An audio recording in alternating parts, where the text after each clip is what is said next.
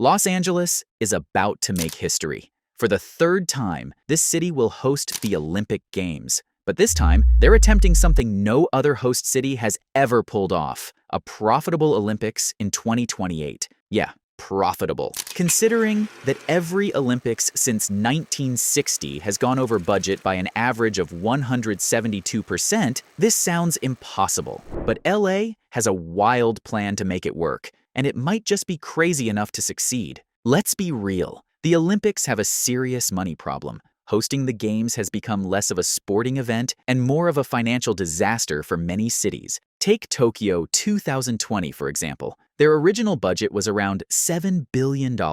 By the time everything was said and done, they spent over $13 billion. And that's not even counting the revenue losses from having no spectators due to COVID-19. Rio 2016, another financial nightmare. They spent nearly $13 billion as well, and now many of their venues sit empty, collecting dust. The Olympic Village, promised as future housing, stands partially abandoned. London, 2012. Despite being considered one of the more successful recent Olympics, they still went over budget by 76%. The Olympic Stadium alone cost $700 million to build, and another $400 million to convert for post-Games use. Montreal finally paid off its 1976 Olympic debt in 2006, 30 years after hosting. The pattern is painfully consistent. Barcelona spent $9.3 billion and took decades to recover. Athens' 2004 Olympics contributed to Greece's financial crisis. Beijing's Bird's Nest Stadium costs $11 million annually just to maintain. These aren't just numbers on a spreadsheet. They represent real communities dealing with real consequences. These cities hoped the Olympics would boost their economies, but instead, they were left with massive debts and abandoned infrastructure. Most host cities fall into what I call the Olympic infrastructure trap. They build massive new venues, construct athlete villages, and create infrastructure that serves a 3-week event perfectly, but has little use afterward. It's like buying a mansion for a weekend party. Impressive for the moment, but what do you do with it on Monday morning? The numbers paint a clear picture of the challenges ahead for Los Angeles. LA 28 will welcome 15,000 athletes competing in 40 sports across 800 events. The city expects 800,000 visitors during the Games, while global viewership will exceed 3 billion people. The organizing committee projects a total operating budget of $6.9 billion, making these Games among the most expensive sporting events ever staged. However, unlike previous Olympics that relied heavily on public funding, LA 28 plans to cover all costs through private sources, including broadcast rights, sponsorships, and ticket sales. They're expecting billions in revenue from sponsorships alone, and that's before we even talk about ticket sales and broadcasting rights. Some estimates suggest that corporate sponsorships could bring in upwards of $2.5 billion, which would go a long way toward covering costs without dipping into taxpayer dollars. So how does LA plan to avoid becoming the next Rio or Tokyo?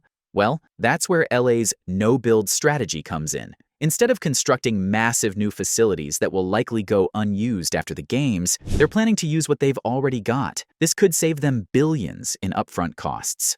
Now compare that to other recent host cities like Rio or Tokyo. They had to build entire neighborhoods from scratch just to accommodate the Games. That kind of spending adds up fast, and it's one of the main reasons so many host cities end up deep in debt after the Olympics are over. Los Angeles will utilize 28 existing venues spread across Southern California. Let me show you exactly how LA plans to use its existing venues and why this approach might just save the Olympics from itself. The opening and closing ceremonies of the LA 2028 Olympics will be held at 2 iconic venues: the Los Angeles Memorial Coliseum and SoFi Stadium in Inglewood. The Los Angeles Memorial Coliseum, which previously hosted the 1932 and 1984 Olympics, will once again play a central role. This historic venue, now a National Historic Landmark, recently underwent a $315 million renovation to modernize its facilities while preserving its classic architecture. It will become the first stadium to host the Summer Olympics 3 times, solidifying its place in Olympic history.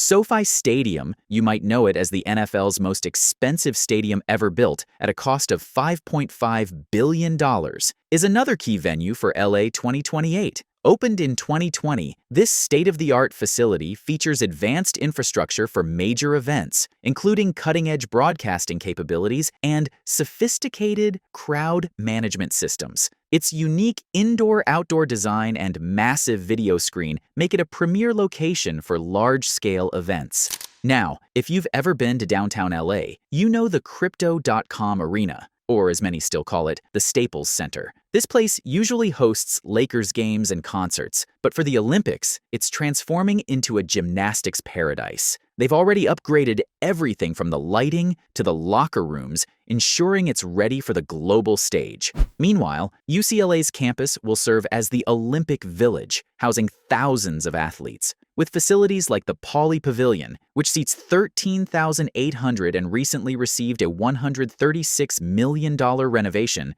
UCLA is well-equipped to host events like wrestling and judo. The campus also boasts multiple Olympic-sized pools and professional-grade training facilities, along with enough housing for 16,000 people. The USC's Galen Center will transform into a world-class fencing venue. Its adaptable space already hosts everything from basketball to esports tournaments, so it's well prepared to handle the unique needs of fencing competitions. Over at Santa Monica Beach, no major construction is needed. It's one of the most famous beaches in the world, and for beach volleyball, temporary stands will be set up just like they do for professional events throughout the year. Equestrian events will take place at the Temecula Equestrian Center. Spanning 242 acres, this facility is already fully operational with everything needed for horses and riders. There's no need to build new stables or tracks, which helps keep costs down. Then there's the Rose Bowl Stadium. With a seating capacity of 92,542, it has hosted everything from World Cup finals to Super Bowls. For LA 2028, it will add another chapter to its history by hosting the Olympic soccer finals. This existing venue approach saves an estimated $150 million in construction costs. More importantly, it eliminates the risk of creating white elephant facilities, expensive venues that serve little purpose after the games conclude. But it's not just about money. These places already know how to handle big crowds. They've got the staff, they've got the experience, and most importantly, they've got a purpose after the Olympics leave town. Think about it. When the games are done, SoFi goes back to football, Crypto.com Arena returns to basketball, and UCLA students get their dorms back. No white elephants, no abandoned stadiums, no waste. Okay, but let's talk about one thing everyone knows about LA, the traffic. If you've ever driven here during rush hour, or honestly at any hour, you know what I'm talking about. But here's where things get interesting. LA is using the Olympics as an excuse to completely overhaul its public transportation system. The city is investing billions into expanding its metro lines and bus routes so that by 2028, getting around might actually be easy. They're even planning about making certain areas car-free during the games. Now, whether or not that'll actually work is up for debate, but if they pull it off, it could change how people think about getting around in this car-centric city. The transportation plan includes multiple strategies, deploying 4,000 additional buses borrowed from neighboring cities, extending metro operating hours to 24/7 during the games, creating dedicated Olympic lanes on major thoroughfares, implementing a comprehensive ride-sharing and shuttle system, encouraging local businesses to adopt remote work policies. The current public transit system handles approximately 1.2 million rides daily. During the Olympics, that number must increase to 2.3 million rides per day. Metro officials plan to increase train frequency and add bus rapid transit lanes to handle this surge in ridership. The whole setup spans across Southern California, creating this connected network of venues that actually makes sense. It's not perfect, nothing ever is, but it's probably the most logical approach to hosting the Olympics we've seen in decades. And if we look back at history, specifically at LA's last Olympics in 1984, they actually made a profit. That was largely thanks to smart budgeting and sponsorship deals back then too. So there's reason to believe they could do it again. Of course, no plan is without risks, and there are plenty when it comes to hosting an event as massive as the Olympics. there's always a chance that things won't go according to plan, whether it's delays in finishing transportation projects or unexpected cost overruns. So, can LA really pull off a profitable Olympics? Time will tell, but one thing's for sure. They're taking a completely different approach than any host city before them. And if they succeed, it could change how cities think about hosting major global events forever. So, what do you think? Will this plan work? Drop your thoughts in the comments below. And as always, thanks for watching. See you soon.